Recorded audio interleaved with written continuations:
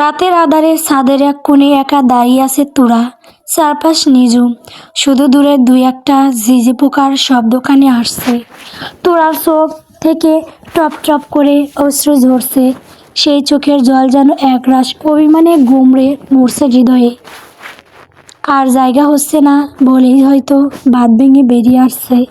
রৌদ্র গেছে আজ 19 দিন, যাওয়ার সময় কথা ছিল 15 দিনের মধ্যেই ফিরে আসবে। অথচ আজ 15 দিন পার হয়ে গেলেও ফেরার কোনো নাম নেই। গত কয়েকদিন ধরে রৌদ্র ব্যস্ততার কারণে তোরার সাথে ঠিকমতো কথা বলছে না। এমনিকি তোরা বারবার ফোন করলেও সে রিসিভ করছে না। অপেক্ষা আর দূরত্ব তোরা সহ্য ক্ষমতার বাইরে চলে গেছে। তার মনের অবস্থা শোচনীয়, সবসময় বিষণ্ণ হয়ে থাকে। ঘরের এক কোণে চুপচাপ বসে থাকে। বাড়ির কারোর সাথে সে এখন আর কোনো কথা বলে না। খান বাড়ির সবাই বুঝতে পারছে তাদের প্রাণ চঞ্চল মেয়েটা আজ রৌদ্রের এই দীর্ঘ অনুপস্থিতি আর কারণে ভেতরে ভেতরে একদম ভেঙে পড়েছে। অপেক্ষার নীল কাব্য আকাশের ওই কোনো আজ মেঘ জমিয়েছে ভারী। আমার সাথে সুখের বুঝি আড়ি লাঠি, 19 দিনের প্রহর গোনা, 19 রাতের কান্না। রৌদ্র তোমার ব্যস্ততা কি তবুও ফুরায় না? 15 দিন শেষ হয়েছে, গত হয়েছে কবে? তোমার চেনা স্পর্শ ছাড়া কেমন করে রবে? মুঠোফোনে হাতটা কাঁপে, রিং বেজে যায় শুধু। হৃদয় জুড়ে এখন কেবল তৃষার্ত এক মুরু অভিমানে চোখের জল আজ বাঁধ মানে না আর। তুমিহীন এই বিশাল বাড়ি লাগে যে অন্ধকার। তুমিও কি আজ পর হয়েছ, ভুলেছ সব মায়া? নাকি অন্য কোথাও ব্যস্ত তুমি, হারিয়ে ফেলেছ ছায়া? আমাদের সন্তান বুঝি পেটের ভেতর তোমার খোঁজে রোজ? বাবা কেন আসছে না, মা নেয় নাকি কোনো খোঁজ? ভালোবাসার শহর জুড়ে বিরহে এই গান, ফিরে এসো রৌদ্র আমার জোড়া তোরার প্রাণ। হঠাৎ তোরার কাঁধে কেউ হাত রাখলো। তোরা চমকে উঠে তড়িঘড়ি করে চোখের পানি মুছে ফেললো। নিজেকে সামলে নিয়ে দ্রুত ঘৌড়ে দাঁড়াতেই দেখলো পিছনে তিথি দাঁড়িয়ে আছে। তিথি এত রাতে তোরাকে একা ছাদে দেখি কিছুটা অবাক হয়ে প্রশ্ন করলো, আপু তুমি এত রাতে ছাদে কি করছো? তোরা ধরা পড়ে যাওয়ার ভয়ে নিজেকে স্বাভাবিক রাখার চেষ্টা করে কাঁপাকাঁপি গলায় বলল, ওই আসলে রুমে তেমন ভালো লাগছিল না, তাই একটু ছাদে আসলাম। ভাবলাম বাইরের ঠান্ডা হাওয়াটা খেলে শরীরটা একটু ফ্রেশ লাগবে। তিথি অবাক হয়ে ব্রু কুঁচকে তাকালো। সে তোরার লাল হয়ে থাকা চোখের কোণ আর গলার স্বর শুনেই বুঝতে পারছে আসল কাহিনী কি। সে একটু কৌতুকের স্বরে বলল, কি এই হাড় কাঁপানো শীতে তুমি ছাদে ঠান্ডা হাওয়া খেতে এসেছো? এই অবস্থায় বাইরে এত রাত পর্যন্ত থাকা কি ঠিক আপু? তোরা একদম থতমত খেয়ে গেল। কি বলতে গিয়ে যে কি বলে ফেলেছে, নিজের বোকামিতে সে নিজেই চুপসে গেল। তিথি এবার তোরার আরও কাছে এগিয়ে এলো। তার মুখে এক চিলতে দুষ্টুমি ভরা হাসি ফুটে উঠল। সে তোরার কাঁধে হাত রেখে নরম গলায় বলল, রৌদ্র ভাইয়াকে বুঝি খুব মিস করছো, তাই না? তিথির কথায় তোরার সাথে সাথে অভিমানে মুখ ঘুরিয়ে নিল। চোখের কোণে জমে থাকা জলটুকু আড়াল করতে করতে সে জাজালো গলায় বলল, কে মিস করছে? আমি মোটেও না, আমি ওকে চিনিই না। কে ও?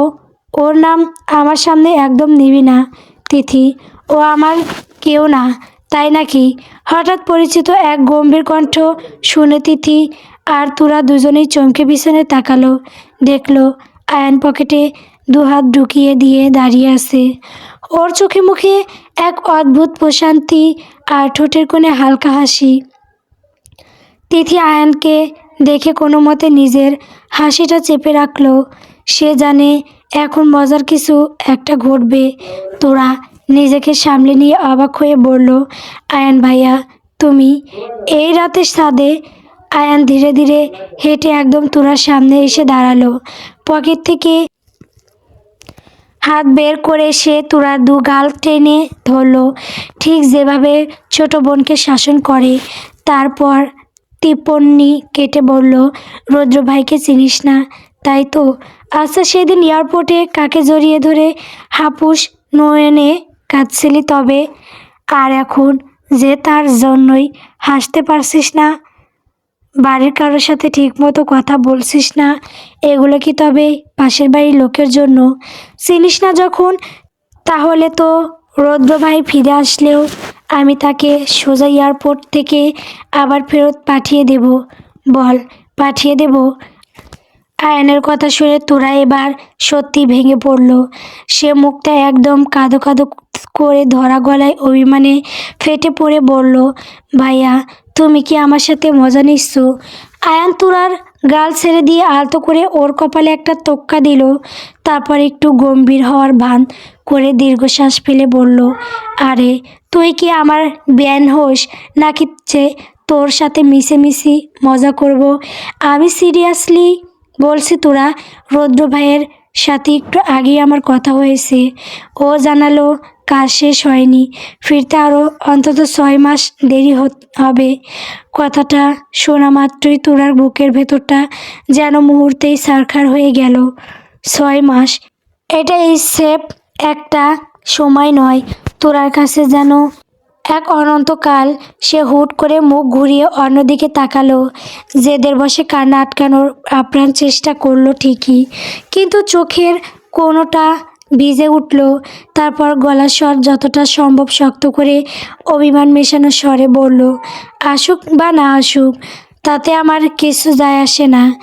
তার যা মন চায় তাই করুক। শুধু 6 মাস কেন, সারা জীবন না আসলেও আমার কোনো সমস্যা নেই। আমি আর ওর নামও নেব না। তোরার এই রাগী কথার আড়ালে যে কতটা হাহাকার আর তীব্র বিরহ লুকিয়ে আছে তা আয়ান আর তিথি ঠিকই বুঝতে পারল। তিথি মুখ টিপে হাসি আটকানোর আপ্রাণ চেষ্টা করছে। আয়ান তিথির কাণ্ড দেখে চোখের ইশারায় ওকে শান্ত থাকতে বুঝালো। তারপর আয়ান একটা কৃত্রিম গলা খাকিরি দিয়ে বেশ গম্ভীর গলায় বলল, ঠিক আছে, তোর যখন এতই জেদ তবে তাই হোক। আমি এখন রৌদ্র ভাইকে কল করে বলে দিচ্ছি তোমার আর এই দেশে আসার কোনো দরকার নেই। তোরা তোমার নাম পর্যন্ত নিতে চাইছে না, সে তোমাকে চেনেও না। যদি এখন আসার কোনো প্রস্তুতি নিয়েও থাকো তবে মাঝপথ থেকেই উল্টো দিকে ফিরে যাও। বলেই আয়ান সত্যি সত্যি পকেট থেকে ফোন বের করে রৌদ্রকে কল দিল। তোরা আর চোখে দেখলো আয়ানের ফোনের স্ক্রিনে রৌদ্র ভাই নামটা জলজল করছে। কয়েকবার রিং হওয়ার পর ও পাশ থেকে কলটা রিসিভ হলো।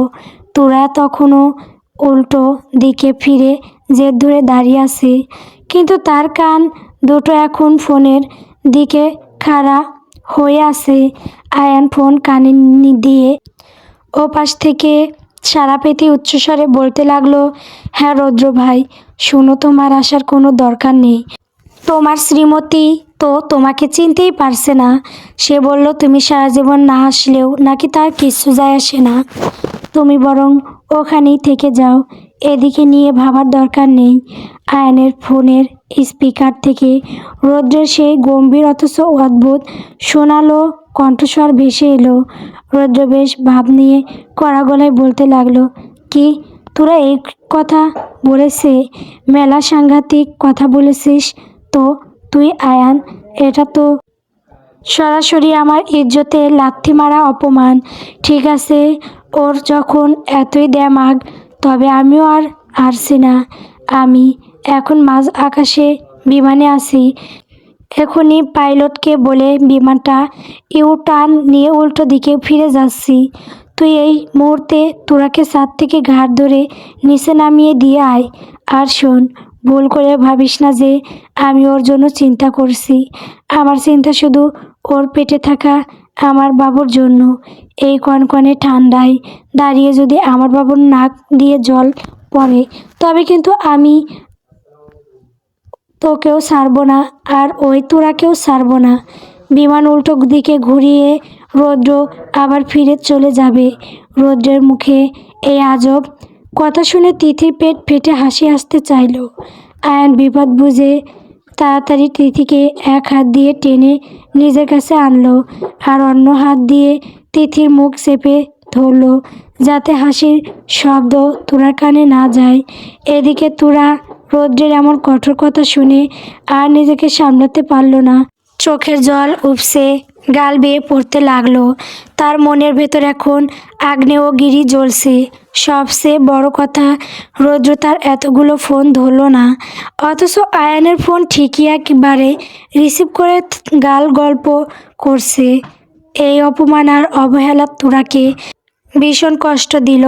সে ঝটপট চোখের জল মুছে ফেলল। তারপর এক ঝটকায় আয়ানের হাত থেকে ফোনটা কেড়ে নিল। ফোনটা কানে ধরেই কোনো সুযোগ না দিয়ে এক নিঃশ্বাসে বলতে লাগলো, হ্যালো, শুনুন মিস্টার রৌদ্র, এই যে বিমানের পাইলটকে বলে বিমান উল্টো করে ফিরে যাওয়ার কথা বলছেন, না, সেটা এখনই করুন, একদম দেরি করবেন না। আপনি ভাবছেন আপনার জন্য আমি এখানে মরে যাচ্ছি? একদম না। আপনি সারা জীবন কেন, আগামী 7 জনম না আসলেও আমার কিচ্ছু যায় আসে না। আর আপনি আমাকে চেনেন না। আমি তোরা। আমি একবার যার নাম ভুলে যাই তার চেহারা আয়নাতেও আর খুঁজে পাই না। আপনি কোনো রৌদ্র, আকাশ থেকে যে রোদ পড়ে আমি শুধু তাকেই চিনি, আপনাকে চিনি না। আর পেটের বাবুর কথা বলছেন, খবরদার আমার বাবুকে নিয়ে একদম নাক গলাবেন না। সে তার মাম্মা মেয়ের কাছে রাজার হালে আছে। আপনার মতো এমন বেরসিক বিমানে উল্টো গিয়ার দেওয়ার বাবার কোনো দরকার নেই আমার বাবুর। আপনি আপনার কাজ নিয়েই ওই বিদেশেই পৌঁছে মরুন। আপনি তো মহা ব্যস্ত মানুষ, আপনার সাথে তো শুধু আয়ন ভাইয়ারই কথা হয়। আমার ফোন তো আপনার কাছে ফালতু মনে হয়। আপনাকে আসার জন্য এখানে কেউ রেড কার্পেট বিছিয়ে রাখেনি। আপনি যেখান থেকে এসেছেন ওখানেই ওই পাখাওয়ালা বিমানে চড়ে আবার হাওয়া উড়ে যান। আমার আর আমার বাবুর জন্য একটুও দরদ দেখাতে হবে না। নিজের দরদ পকেটে নিয়ে ওখানেই বসে থাকুন। এক নাগারে কথাগুলো বলে তোরা হাঁপাতে লাগলো। আর চেহারায় তখন রাগ, জেদ আর একরাশ অভিমান মাখানো। আয়ন আর তিথি একদম থোয়া মেরে দাঁড়িয়ে আছে। তারা কল্পনাও করতে পারেনি যে তোরা এক নিঃশ্বাসে রৌদ্রকে এভাবে ধরে দিবে।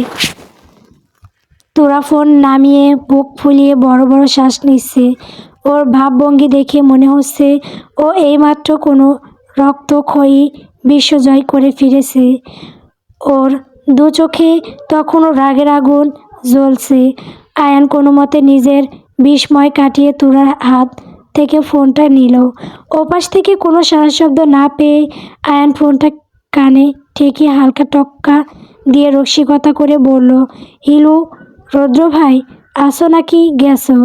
তোরা তো যে হারে টোপের মুখে ফেললো তাতে তো তোমার বিমানে হার্ট অ্যাটাক করে কোমায় চলে যাওয়ার কথা। এখনও কি বেঁচে আছো নাকি? আয়নের কথা শেষ হতে না হতেই ওপাশ থেকে হুট করে কলটা কেটে গেল। কয়েক সেকেন্ড পরই টুং করে একটা মেসেজ আসার শব্দ হলো। আয়ন মেসেজটা পড়ে মোবাইলের টাইম দেখে বড় বড় চোখ করে তোরার দিকে তাকালো। তারপর চরম নাটকীয় ভঙ্গিতে কপালে হাত দিয়ে বলল, সর্বনাশ হয়েছে রে তোরা। আমার তো মনে হচ্ছে আমাদের এখনই ইমার্জেন্সি হেলিকপ্টার ভাড়া করে মাঝ আকাশে যাওয়া উচিত। রৌদ্র ভাই মনে হয় বিমানে স্টক করেছে। তোর এই কলিজা কাঁপানো কথাগুলোর লোড রৌদ্র ভাইয়ের হার্টবিট মনে হয় নিতে পারেনি রে। বেচারা মনে হয় বিমানের ফিট হয়ে পড়িয়া গেছে। ওরে তোরা এখন কি হবে? তাড়াতাড়ি চল, ছাদ থেকে লাফ দিয়ে গিয়ে চলন্ত বিমানে উঠি। আয়ানের কথা শুনে তিথি ওনা মুখ চেপে ধরে হাসতে হাসতে শেষ। আয়ান চোখের পলকে তিথিকে একটা ইশারা দিল। ইশারা দিতে তিথি তোরার একদম পিছনে গিয়ে শক্ত করে ওর চোখ বেঁধে দিল। তোরা হকচকিয়ে গিয়ে চিৎকার করে উঠল, কি হয়েছে? এই তিথি, চোখ বাঁধছিস কেন? আরে স্যার আমাকে। আয়ান এবার গম্ভীর, হাওয়ার বান করে তোরার সামনে গিয়ে দাঁড়ালো। বেশ নাটকীয় স্বরে বলল, চুপ কর একদম, তোকে আগেই বলেছি রৌদ্রভাই বিমানে স্ট্রোক করেছে। এখন পাইলট ইমার্জেন্সি কল দিয়ে বলেছে বিমানটা আমাদের ছাদের ঠিক 2 হাত ওপর দিয়ে উড়ে যাবে। এখন আমাদের ছাদ থেকে এক লাফে ওই চলন্ত বিমানের ডানা গিয়ে উঠতে হবে। তুই যেহেতু ওইসব বিশ্বজয় করা ভয়ঙ্কর কথাগুলো বলেছিস, তাই তোর ডর ভয় বেশি। এখন যদি চোখ খোলা রেখে বিমানের দিকে লাফ দিতে যাস, তবে তো তুই ওই ভয়ে হার্ট অ্যাটাক করে ফেলবি। জামাই বউ একসাথে হার্ট অ্যাটাক, ওমা গো, কি সাংঘাতিক কাণ্ড। তাই তোর চোখ বেঁধে দিলাম যাতে তুই না দেখে এক লাফে বিমানে উঠতে পারিস। চল তোরা, 1 2 3। তোরা এবার ঘাবড়ে গিয়ে হাত পা ছুটতে লাগলো। আয়ান ভাইয়া, মজা করছো? দেখো ভালো লাগছে না, চোখ খুলো, আমি রুমে যাব। আয়ান এগিয়ে গিয়ে তোরা 2 কাঁধ শক্ত করে ধরে শাসনের স্বরে বলল, একদম চুপচাপ, কথা না বলে আমার সাথে আয়। বেশি কথা বললে কিন্তু হাত পা বেঁধে একদম নারকেল গাছের সাথে ঝুলিয়ে রাখবো। তোরার মুখ গোমড়া করে রইল, কিন্তু আয়ানের দাপটের কাছে হার মেনে বাধ্য হয়ে আয়ানের সাথে অন্ধ অবস্থায় সিঁড়ি দিয়ে নিচে নামতে লাগলো। পিছন পিছন তিথিও আসছে নিঃশব্দে।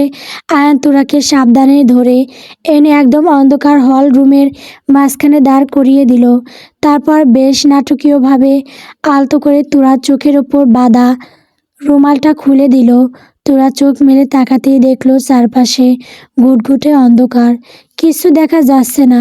সে ভীষণ ঘাবড়ে গিয়ে ফিসফিস করে বলল, আয়ান ভাইয়া, এখানে কেন নিয়ে আসলে? এত অন্ধকার কেন? আমার কিন্তু খুব ভয় করছে। আয়ান কোনো উত্তর দিল না। সে অন্ধকারের মধ্যেই নিজের ঘরের দিকে তাকিয়ে সেকেন্ডের কাঁটা মেলালো। তারপর হঠাৎ গম্ভীর গলায় সংখ্যা গুনতে শুরু করলো। 1 2 3 3 বলার সাথে সাথে ঠিক যা ঘটলো তাতে তোলা মুহূর্তেই থমকে গেল। নিজের চোখকেও যেন সে বিশ্বাস করতে পারছে না। বুকের ভেতরটা প্রবল বেগে কাঁপতে শুরু করলো। ঠিক এই মুহূর্তের জন্য সে মানসিকভাবে একদমই প্রস্তুত ছিল না। চোখের সামনে ঘটে যাওয়া দৃশ্যটি দেখে তার কণ্ঠস্বর যেন গলার কাছে আটকে গেল। গল্প নির্লজ্জ ভালোবাসা গল্পটি কেমন হয়েছে কমেন্ট করে বলবেন। পরবর্তী পর্ব পাওয়ার জন্য অবশ্যই আমার চ্যানেলটিকে সাবস্ক্রাইব করবেন। ধন্যবাদ।